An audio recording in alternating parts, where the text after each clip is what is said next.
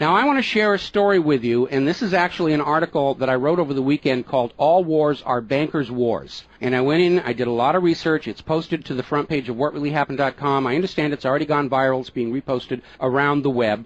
But I wanted to basically tell it to you here on the radio show. And it's a very long story. We're probably going to take the rest of the hour to do it. But it's something that you need to understand, that all of these wars and assassinations that we're told are crazed lone nut assassins or weapons of mass destruction or bringing democracy, all of them track back to the private central bankers as the initiating event. And the more you study this, the more you will realize all the wars are wars for the bankers, for the private central bankers. And I know a lot of people are going to have difficulty comprehending this. Just how many of these wars we have fought as a nation were fought for no other purpose than to force private central banks onto nations that did not want them. So we're going to have a few examples so you understand why at this particular time in history the United States government is mired in so many wars against so many foreign nations. And there's plenty of precedents for this. Now, going back to the beginning, the United States fought the American Revolution primarily over King George III's Currency Act, which forced the colonists to abandon their own government-issued currencies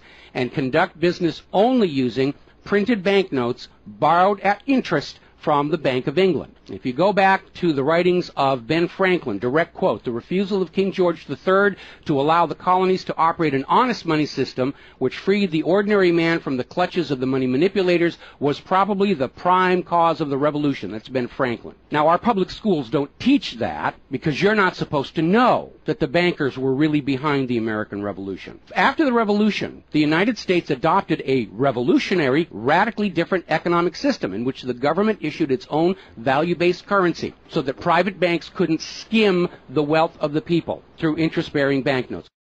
So the American Revolution was fought primarily to free the American people from King George III's Currency Act, which ordered them to conduct all business using printed banknotes borrowed at interest from the Bank of England. So the Bank of England was just, raking in wealth from the labor of the American people in exchange for ink and paper. And that fueled the anger that led to the American Revolution. Your public schools don't spend a lot of time on that, but that was really what it was all about.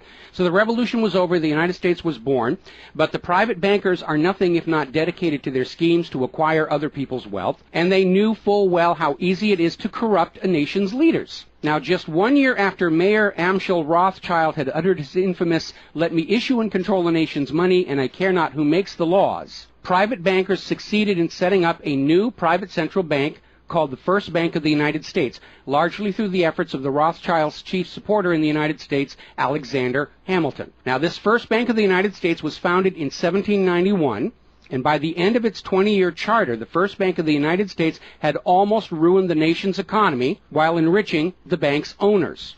As a result, Congress refused to renew the charter and signaled their intention to go back to a state-issued, value-based currency on which the people paid no interest at all to any banker. This resulted in a threat from Nathan Mayer Rothschild against the U.S. government. Quote, "Either the application for renewal of the charter is granted, or the United States will find itself involved in a most disastrous war." End quote. Congress still refused to renew the charter for the First Bank of the United States, whereupon Nathan Mayer Rothschild railed, quote, "Teach those impudent Americans a lesson. Bring them back to colonial status." End quote. Financed by the Rothschild-controlled Bank of England, Britain then launched the War of 1812 to recolonize the United States and force them back into the slavery of the Bank of England's banknotes, or to plunge the United States into so much debt they would be forced to accept a new private central bank. And the plan worked. Even though the United States won the War of 1812, Congress was forced to grant a new charter for yet another private bank, issuing the public currency as loans at interest, the Second Bank of the United States. Once again, private bankers were in control of the nation's money supplied and cared not who made the laws or how many British or American soldiers had to die for it. So once again, the nation was plunged into debt, unemployment, poverty by the predations of the private central bank, and in 1832, Andrew Jackson successfully campaigned for his second term as president under the slogan, "Jackson and no bank." True to his word, Jackson succeeded in blocking the renewal of the charter for the Second Bank of the United States of America. And this was where that famous quote came from Andrew Jackson. Quote, "Gentlemen, I too have been a close observer of the doings of the Bank of the United States. I have had men watching you for a long time, and I am convinced that you've used the funds of the banks to speculate in the breadstuffs of the country. When you won, you divided the profits amongst you, and when you lost, you charged it to the bank. You tell me that if I take the deposits from the bank and annul the charter, I shall ruin 10,000 families. That may be true, gentlemen, but that is your sin. Should I let you go on, you will ruin 50,000 families, and that would be my sin. You are a den of vipers and thieves. I've determined to rout you out, and by the eternal God, I will rout you out. End quote. Andrew Jackson. Shortly after the charter for the Second Bank of the United States expired, there was an assassination attempt on Andrew Jackson, and it failed when both pistols used by the assassin, Richard Lawrence, failed to fire. Later on, Lawrence explained the motive for the assassination by saying that with President Jackson dead, money would be more plenty. So it was an assassination motivated by the interests of the bankers. Now, our public school system is as subservient to the bankers' wishes to keep certain history from you, just as the corporate media is subservient to Monsanto's wishes to keep the dangers of GMOs from you, and the global warming cult's wishes to conceal from you the fact that Earth has actually been cooling for the last 16 years. So it should probably be no surprise that the financial dimension of the Civil War are not well known to the average American. It's portrayed in our history books and our popular media as an internal dispute over slavery, but in fact it was a war with global implications. When the Confederacy seceded from the United States, the bankers once again saw the opportunity for a rich harvest of debt and offered to fund Lincoln's efforts to bring the South back into the Union at 30% interest. Lincoln remarked that he would not free the black man by enslaving the white man to the bankers, and using his authority as president, issued a new government currency, the greenback. This was a direct threat to the wealth and power of the central bankers, who quickly responded. This is a quote from the London Times following Lincoln's issuance of the greenbacks. Quote, "If this mischievous financial policy, which has its origin in North America, shall become indurated down to a fixture, then that government will furnish its own money without cost. It will pay off debts and be without debt. It will have all the money necessary to carry on its commerce. It will become prosperous without precedent in the history of the world. The brains and wealth of all countries will go to North America. That country must be destroyed, or it will destroy every monarchy on the globe." So, goaded by the private bankers, much of Europe supported the Confederacy against the Union, with the expectation that victory over Lincoln would mean the end of the greenback. France and Britain seriously considered an outright invasion on the United States in support of the Confederacy, but they were held at bay by Russia. A little bit of history most Americans don't understand. Russia came to the aid of Lincoln's Union during this crisis. Now, at that time, Russia had just ended their serfdom system, and they had a state central bank similar to the system the United States had been founded on. Now, free of European intervention, the Union won the war, and Lincoln announced his intention to go on issuing the greenbacks. Following Lincoln's assassination, the greenbacks were pulled from circulation, and the American people forced to go back to an economy based on banknotes borrowed at interest from the private bankers.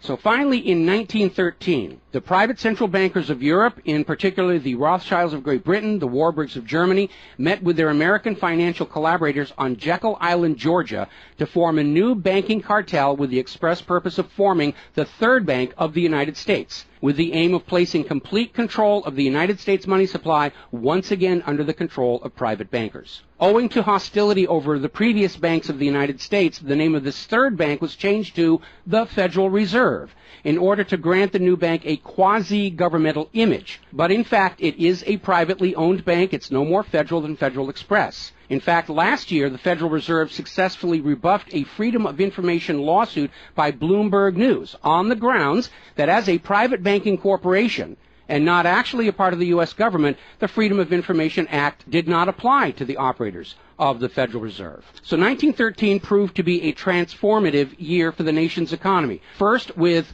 Congress' passage of the 16th Income Tax Amendment and the false claim it had been ratified. Here's another direct quote. "I think if you were to go back and try and find and review the ratification for the 16th Amendment, which was the internal revenue, the income tax, I think if you went back and examined that carefully, you would find that a sufficient number of states never ratified that amendment," end quote. That's U.S. District Court Judge James C. Fox in Sullivan versus United States, 2003. Later that same year, 1913, and apparently unwilling to risk another questionable amendment, Congress passed the Federal Reserve Act over the Christmas holiday in 1913, while members of Congress opposed to the measure were at home. This was a very underhanded deal, as the Constitution explicitly vests Congress with the authority to issue the public currency, does not authorize its delegation, and thus would have required a new amendment to transfer that authority to a private bank. But pass it, Congress did, and President Woodrow Wilson signed it as he promised the bankers he would in exchange for generous campaign contributions. Now, President Wilson later regretted that decision. You've probably heard this quote before, but you're going to get it again. Quote, "I am a most unhappy man. I have unwittingly ruined my country. A great industrial nation is now controlled by its system of credit. We are no longer a government by free opinion, no longer a government by conviction and the vote of the majority, but a government by the opinion and duress of a small group of dominant men." That was Woodrow Wilson writing in 1919. Now, 1 year after the passage of the Federal Reserve Act, World War I started, and it is important to remember that prior to the creation of the Federal Reserve, there was no such thing as a world war. Now, World War I actually started between Austria, Hungary, and Serbia, but quickly shifted to focus on Germany. Why Germany? They didn't start the war. Why was Germany the villain in World War I? Well, the real reason was their industrial capacity was seen as an economic threat to Great Britain. Great Britain's pound was already in decline at the time because too much economic emphasis was on banking and finance, and not enough was on agricultural development, industrial development, and infrastructure. It's very much like the situation we have in the United States right now. All the financial operatives, they want to play the Wall Street games, and other parts of the economy are being neglected. We've lost a great deal of our manufacturing. We're not the agricultural exporter we used to be because everybody's over there at Wall Street playing in that giant open-air casino. Now, pre-war Germany did have a private central bank, but it was under strict control by the German government to keep inflation at reasonable levels and to make sure that all of the German economy was being properly funded, just like Putin did with their central bank about a month ago. Under government control by the German government, investment was guaranteed to internal economic development, and as a result, Germany had become a major manufacturing technological power. They were exporting products that Great Britain could not compete with. So in the media of the day, Germany was portrayed as the main opponent of World War I. And not just defeated, it was flattened. Now, following the Treaty of Versailles, Germany was ordered to pay the war costs of all the participating nations, even though Germany had not started that war. This amounted to 3 times the value of all of Germany itself. Germany's private central bank, to which the German government had gone deeply into debt to pay the cost of the wars, was allowed to break free of government control. That led to the massive inflation of the Weimar Republic, followed, permanently trapping the German people in endless debt. And money speculators were running rampant, and it led to these situations where you had literally a whole basket full of paper notes to get a loaf of bread. Now, when the Weimar Republic collapsed economically, it opened the door for the National Socialists to take power. Their first financial move was to issue their own state currency, which was not borrowed from private central banks. It was based on a unit of value, not a unit of debt. Freed from having to pay interest on the money in circulation, Germany blossomed and quickly began to rebuild its industry. It was an amazing transformation to see. The media called it the German miracle. Time magazine lionized Hitler for the amazing improvement of life for the German people and the explosion of German industry, and they even named him Time magazine's Man of the Year in 1938. And then once again, Germany's prosperity and freedom from a private central bank loaning the public currency at interest became a threat to other nations and other powers. I have a couple of quotes here from Winston Churchill that tells you what was really going through the minds of Europe in the years leading up to World War II. Quote, "Should Germany merchandise again," which means do business, "should Germany merchandise again in the next 50 years, we have led this war, World War I, in vain." That was Winston Churchill writing in the Times in 1919. Another quote, "We will force this war upon Hitler if he wants it or not," end quote. Winston Churchill in a 1936 radio broadcast. Quote, "Germany becomes too powerful. We have to crush it," end quote. Winston Churchill in November 1936 speaking to U.S. General Robert Wood. Quote, "This war is an English war, and its goal is the destruction of Germany." Winston Churchill, autumn 1939 broadcast. So it was all about economics and profitability. Now, Germany's state-issued value-based currency was also a direct threat to the wealth and power of the private central banks around the world. And as early as 1933, they started to organize a global boycott against Germany to strangle this upstart ruler who thought he could run his nation without a private central bank. Now, as had been the case in World War I, Great Britain and other nations threatened by Germany's economic power looked for an excuse to go to war. And as public anger in Germany grew over the boycott, Hitler foolishly gave them that excuse. Years later, in a spirit of candor, the real reasons for the war were made clear. Quote, "The war wasn't only about abolishing fascism, but to conquer sales markets. We could have, if we had intended so, prevented this war from breaking out without doing one shot, but we didn't want to." End quote. Winston Churchill to Harry Truman, March 1946. One more quote here. Quote, "Germany's unforgivable crime before World War II was its attempt to loosen its economy out of the world trade system and to build up an independent exchange system from which the world finance couldn't profit anymore. We butchered the wrong pig." End quote. Winston Churchill writing in his book, The Second World War. Now, a little side note, we're going to actually step back in time to the years before World War II. A little bit of history a lot of Americans are still completely unaware of. And it involves a gentleman by the name of Marine Corps Major General Smedley Butler. In 1933, Wall Street bankers and financiers had bankrolled the successful rise to power of Hitler and Mussolini. Brown Brothers Harriman in New York, and they're still there. I saw them when I was there for the 9/11 anniversary. They were financing Hitler right up to the day war was declared with Germany. And these Wall Street financiers decided that a fascist dictatorship in the United States, based on the one Mussolini had in Italy, was going to be far better for their business interests than Roosevelt's New Deal, which threatened massive wealth redistribution to recapitalize the working and middle classes of America. So the Wall Street tycoons recruited General Butler to lead the overthrow of the U.S. government and install a Secretary of General Affairs who would be answerable to Wall Street and not the people, would crush social unrest and shut down all the labor unions. General Butler pretended to go along with the scheme, but then exposed the plot to Congress.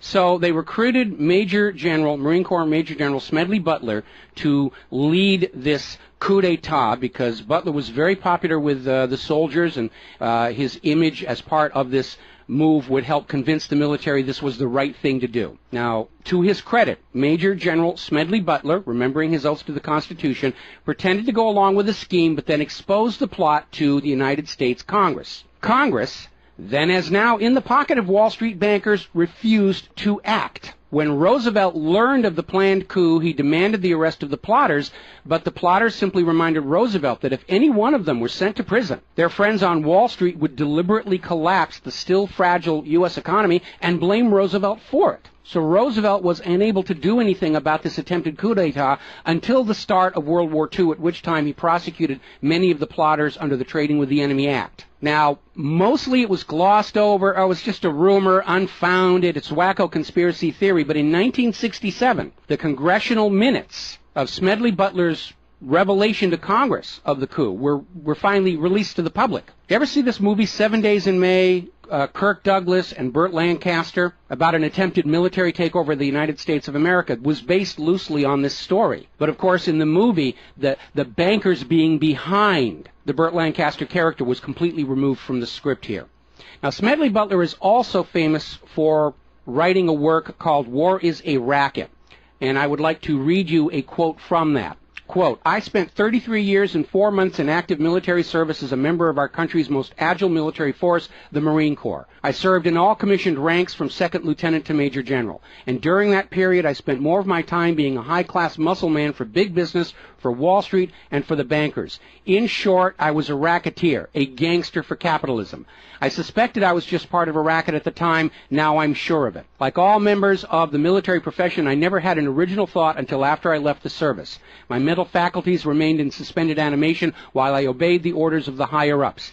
This is typical with everyone in the military service. Thus, I helped make Mexico and especially Tampico safe for American oil interests in 1914. I helped make Haiti and Cuba a decent place for the National City Bank boys to collect revenues in. I helped in the raping of half a dozen Central American republics for the benefit of Wall Street. The record of racketeering is long. I helped purify Nicaragua for the International Banking House of Brown Brothers in 1909 through 1912. I brought light to the Dominican Republic for American sugar interests in 1916. In China in 1927, I helped see to it that the Standard Oil went its way unmolested. During those years, I had, as the boys in the back room would say, a swell racket. I was rewarded with honors, medals, and promotion. Looking back on it, I feel I might have given Al Capone a few hints. The best he could do was operate his racket in 3 city districts. I operated on 3 continents. General Smedley Butler, former U.S. Marine Corps Commandant, and he wrote that in 1935. So, now moving forward here. As president, John Fitzgerald Kennedy understood the predatory nature of private central banking. He understood why Andrew Jackson fought so hard to end the Second Bank of the United States. So Kennedy wrote and signed Executive Order 11110, which ordered the U.S. Treasury to issue a new public currency called the United States Note. Now, Kennedy's United States notes were not borrowed from the Federal Reserve. They were created by the U.S. government and backed by the silver stockpiles held by the U.S. government. It represented a return to the system of economics the United States had been founded on, and it was perfectly legal for Kennedy to do so under the Constitution. All told, some $4.5 billion went into the public circulation, which eroded interest payments to the Federal Reserve and loosened their control over the nation. 5 months after signing Executive Order 11110, John F. Kennedy was assassinated in Dallas, Texas, and the United States notes pulled from circulation and destroyed.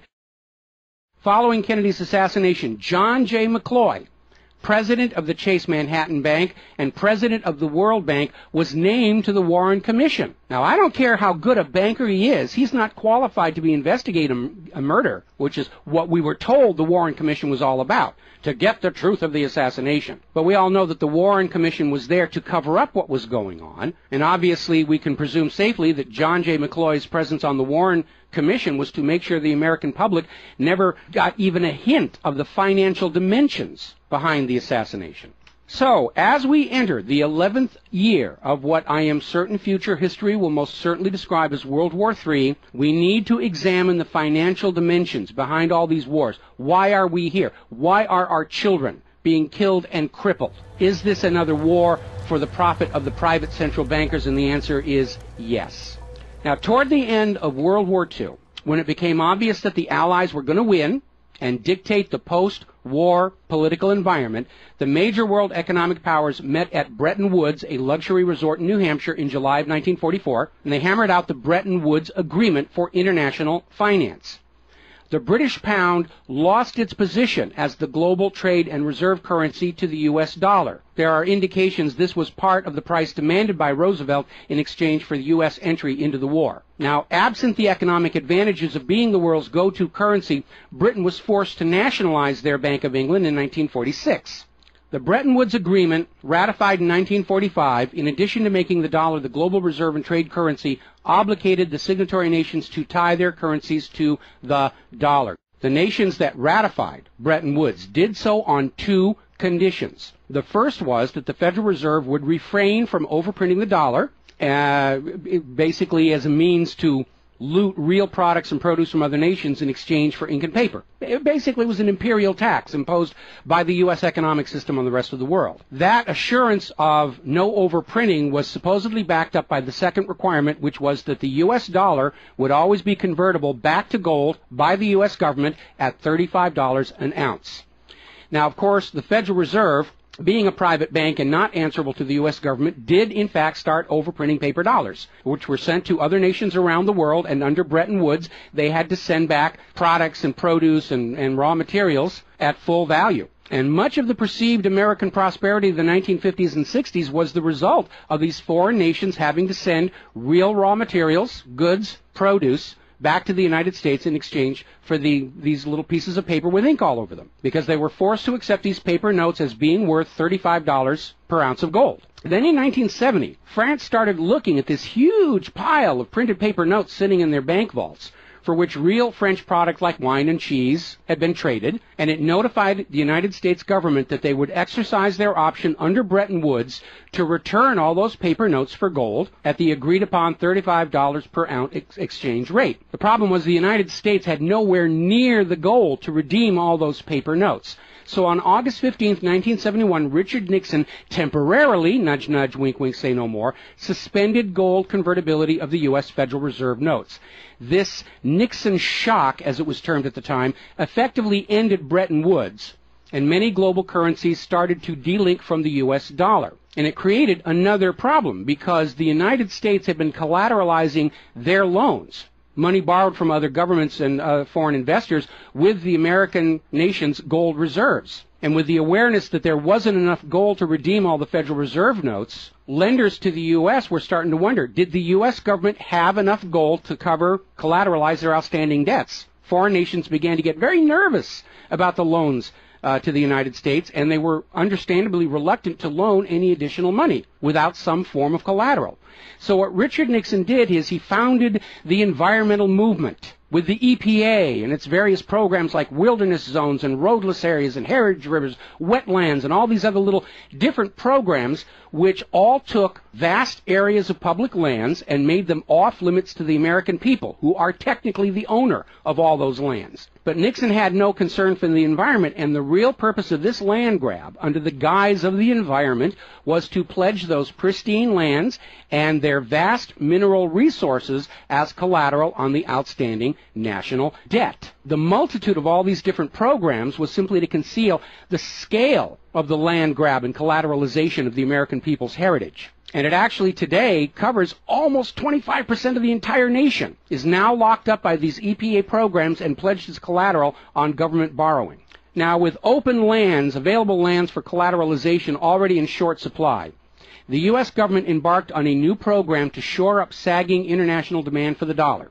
The United States approached the world's oil-producing nations, mostly in the Middle East, and offered them a deal. In exchange for only selling their oil for dollars, the United States would guarantee the military safety of those oil-rich nations. The oil-rich nations would agree to spend and invest their U.S. paper dollars inside the United States, particularly in U.S. Treasury bonds, which would be redeemable through future generations of U.S. taxpayers. The concept was labeled the petrodollar. In effect, the United States, no longer able to back the dollar with gold, was now backing it with oil, other people's oil. And that necessity to keep control over those oil nations to prop up the dollar has dominated America's foreign policy in the region ever since. But as America's manufacturing and agriculture has declined, the oil-producing nations faced a dilemma. Like France, they've got piles and piles of these paper notes and treasury bonds piling up in their vaults, and there really wasn't all that much except real estate they wanted to buy from the United States of America. Europe's cars and aircraft were superior and less costly. In more recent times, America's experiment with GMO food crops has led a lot of nations to simply avoid buying U.S. agricultural exports. Israel's constant belligerence against its neighbors has caused the oil-producing nations to wonder if the U.S. could actually keep their end of the petrodollar arrangement. So oil-producing nations started to talk of selling their oil for whatever currency the purchasers wanted to pay. Iraq, already somewhat hostile to the United States following Desert Storm, demanded the right to sell their oil for euros in 2000. In 2002, the United Nations agreed that Iraq had a right to sell their oil for euros under the Oil for Food program. 1 year later, 2003, the United States reinvaded Iraq, lynched Saddam Hussein, and placed Iraq's oil back on the world market, only available for U.S. dollars. Now, the clear U.S. policy shift following 9/11, away from at least attempting to appear to be an impartial broker of peace in the Mideast to one of unquestioned support for Israel's aggressions, only further eroded confidence in the petrodollar deal, and even more oil-producing nations started openly talking of trading their oil for other global currencies. So over in Libya, Muammar Gaddafi had instituted a state central bank and a value-based trade currency, the gold dinar. Gaddafi then announced that Libya's oil was for sale, but only for the gold dinar. Other African nations, seeing the rise of the gold dinar and the euro, even as the U.S. dollar continued its inflation-driven decline, flocked to the new Libyan currency for trade. This move had the potential to seriously undermine the global hegemony of the dollar. French President Nicolas Sarkozy reportedly went so far as to call Libya a threat to the financial security of the world. So the United States invaded Libya under the guise of supporting a popular rebellion. They brutally murdered Gaddafi, apparently because the object lesson of Saddam's lynching had not been enough of a message, imposed a private central bank, and returned Libya's oil output to dollars only. The gold that was supposed to be made into the gold dinars, as of the last report I could find, unaccounted for. Now, according to General Wesley Clark, the master plan for the dollarification of the world's oil nations included 7 targets: Iraq, Syria, Lebanon, Libya, Somalia, Sudan, and Iran. Venezuela, which has started selling their oil to China for the yuan, seems to be a late addition. What is notable about those original 7 nations targeted by the U.S. is that none of them are members of the Bank of International Settlements. This is the private central banker's private central bank located in Switzerland. That meant that those 7 targeted nations were deciding for themselves how to run their nation's economies rather than submitting to the international private central bankers. Now, of course, the bankers' gun sights are on Iran, which dares to have a government central bank and sell their oil for whatever currency they choose. The war agenda for Iran is, as always, to force Iran's oil to be sold only for dollars and to force them to accept a privately owned central bank. Now, you have been raised by a public school system and a media that constantly assures you that the reasons for all these wars and assassinations are many and varied. We're bringing democracy to the conquered lands. We hear that a lot. When actually the U.S. hasn't. The usual result of a U.S. overthrow is the imposition of a pro-business, pro-Wall Street, pro-U.S. dictatorship. Good example, the 1953 CIA overthrow of Iran's democratically elected government of Mohammad Mossadegh and the imposition of the Shah. Or the 1973 CIA overthrow of Chile's elected government of President Salvador Allende and the imposition of the dictator Augusto Pinochet. Another one of the excuses we'll get is we have to save the people from a cruel oppressor. That's the one they're using in Syria right now. Revenge for 9/11. That was a big one going into Iraq. And then later on, President Bush was caught on video saying, no, Iraq had nothing to do with 9/11. And behind all of them, that tired, worn-out, catch-all excuse for invasion, weapons of mass destruction. Assassinations are always passed off as crazed lone nuts to obscure the real agenda. And the real agenda of the bankers is very simple. It is enslavement of the people by creation of a false sense of obligation. Now, that obligation is false because the private central banking system by design creates more debt than money with which to pay the debt. There is no way out the way it's set up. It's impossible to escape as long as you're playing by their rules. And you need to understand, private central banking is not science. It is a religion. It's a set of arbitrary rules created to benefit the priesthood, meaning the bankers, and it is supported only because people believe this is the way it's supposed to be.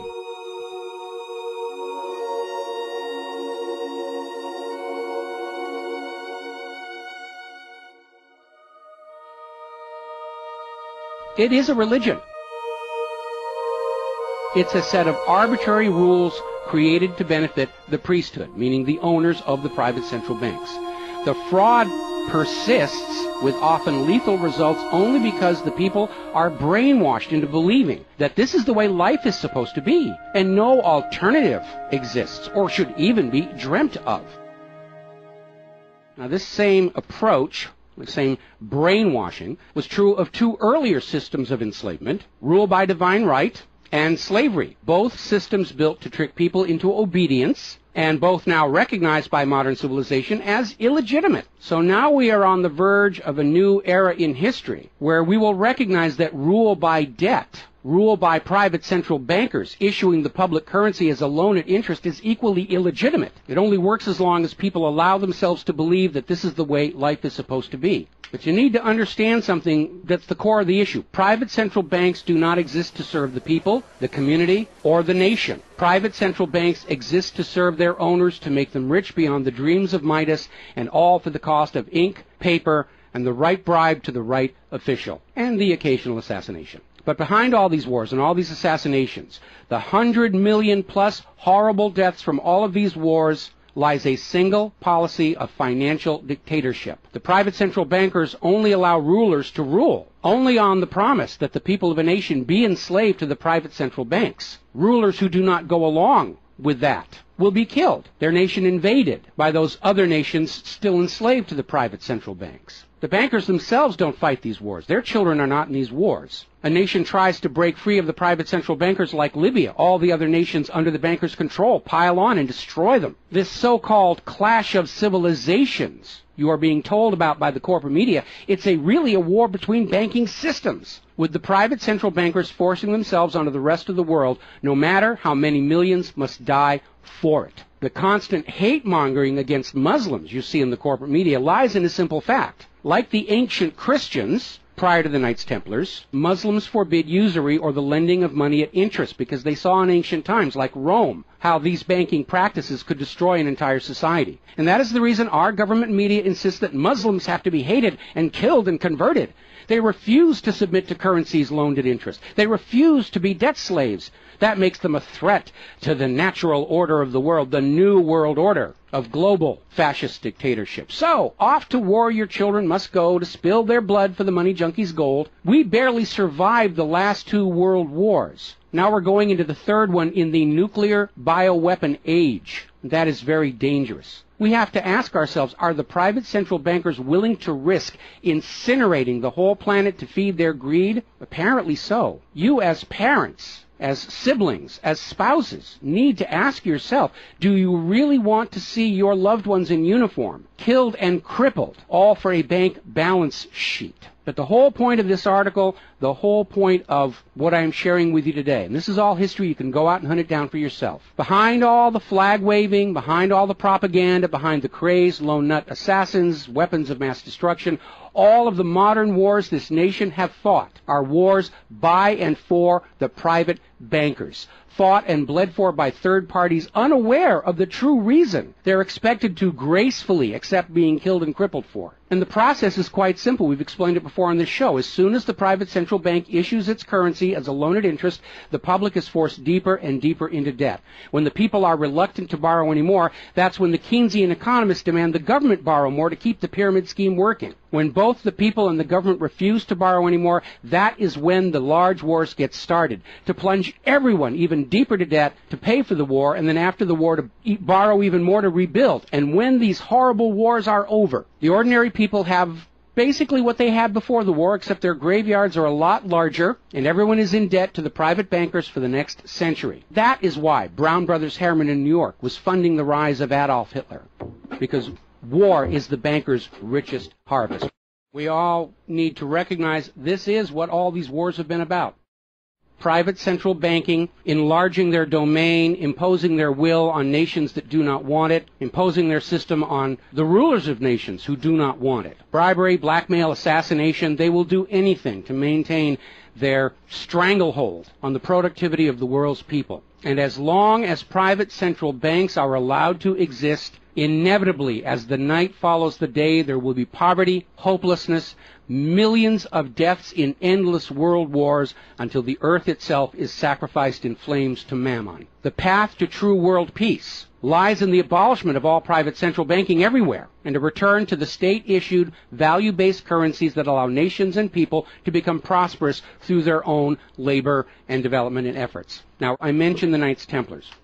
Prior to the Knights Templars, Christianity, like Islam, forbade usury because Christianity, much of Orthodox Christianity, came out of Rome, and they had seen firsthand what debt-based economies do, even to the Roman Empire. They'd seen it firsthand, so they had a ban on usury. And the Knights Templars were able to basically either bribe or blackmail the Pope to get a special dispensation that allowed them to rent money, is what they called it. They didn't call it usury, they called it renting money. A lot of modern predatory banking practices were pioneered by the Knights Templars. And they plunged Europe into hopelessly unpayable debt until finally French King Philip IV, otherwise known as Philip the Fair, did the only solution he could do, because he understood as long as you believed in the rules of the bankers, as long as you played by the rules they created to serve themselves, you are hopelessly trapped. And so Philip thought outside the box, and I know he's demonized for it, but in looking at the history of the Templars, it was his last resort. He sent messages to all of the regions in France, secret orders on the same time, in the same moment, on the same day. All of the Templars were arrested. and their commanderies, which is what they called their banks, were broken into, looking for looted wealth. They didn't find a lot of it. It was a paper empire, just like the Federal Reserve is. It's all based on paper. There's nothing of any real value there. It's all paper notes. And he sent the Templars to prison and execution, except for Scotland and Portugal, where the Pope and King Philip IV really didn't have a lot of control. I think that the governments of the world, looking at the situation, looking how close we are to seeing this current world conflict emerge into a full-blown global thermonuclear war, that maybe they need to start thinking about the wisdom of King Philip the Fair and say it's time to simply grab all these private central bankers all at the same time so they can't simply skedaddle from one nation to another and come back and try the same thing again, as they will inevitably do, because these people are addicts. They're hopelessly addicted to other people's money. It's why we call them money junkies. When we see somebody who's addicted to cocaine or methamphetamine or heroin, and we can easily see how they're destroying their home and community around them. Now we need to look at these money addicts and look at how they're destroying the entire world around them. And it's time for an intervention. It's time for us to become private central banking heretics, to stop believing that this is the way life is supposed to be, because it isn't. It isn't even the way the United States was actually started. And they're trying as hard. Look at the destruction of our nation. We used to be the world's greatest nation. Now the most generous estimate is we're down to number 16 and still falling. And yet, despite the destruction to our nation, its infrastructure, its children, its quality of medical care, the quality of its manufacturing output, we still are compelled somehow to go out and force this same banking system onto the rest of the world at the point of a bayonet. Does that make any sense at all? Not to a rational human being. To a money junkie, yeah, it's perfect. But we're really at a crisis point in history. And the first step to resolving that crisis, to not let it go any further into a potential nuclear war, is to recognize that private central banking, ruled by manufactured illusion of debt, is no more legitimate a system of governance than rule by divine right or rule by slavery. We all need to recognize the true cause of all the pain and suffering and wars. It's not the terrorists, it's not Al-Qaeda. These are just distractions and set pieces put in front of your eyes so you can't see the very clear pattern behind much of modern human history. It's a war of banking systems, with the predatory private central banks seeking to eradicate any nation and any ruler that would dare try and operate their economy outside the control of the private central bankers. That's the real cause for the war. Is it something you're willing to fight and die for, to support these private central bankers? Is it something you're willing to let your sons and daughters and brothers and sisters be blown to bloody bits for, so the money junkies can have their latest fix, just a little tiny bit more gold or a little larger number on the bottom of that brokerage statement, so they can have today's thrill, their fix of money that is bought with the blood of your children? I don't think so. But the time has come to point out what really is the cause of all causes behind all the wars and suffering that our planet is having to endure and our people are having to endure. The common enemy of all humankind are private central banks issuing the public currency as a loan at interest. And as history will show, they will do anything, up to and including global wars, to keep their lock on yours and your children's future economic well-being and productivity. We're not a free society. Media will tell us that we're free, but we're not free. We are slaves. Our slave chains are made of paper, and that paper is the Federal Reserve note. Too few of our leaders have tried to stand up to this system of enslavement, usually with lethal results. But if all the people of the world at the same time stand up and say no more private central banks, it will come crashing down, just as slavery did, just as rule by divine right did, and then we'll be embarking on a new era in human history, where the emphasis on social development is on the people and not on the money junkies.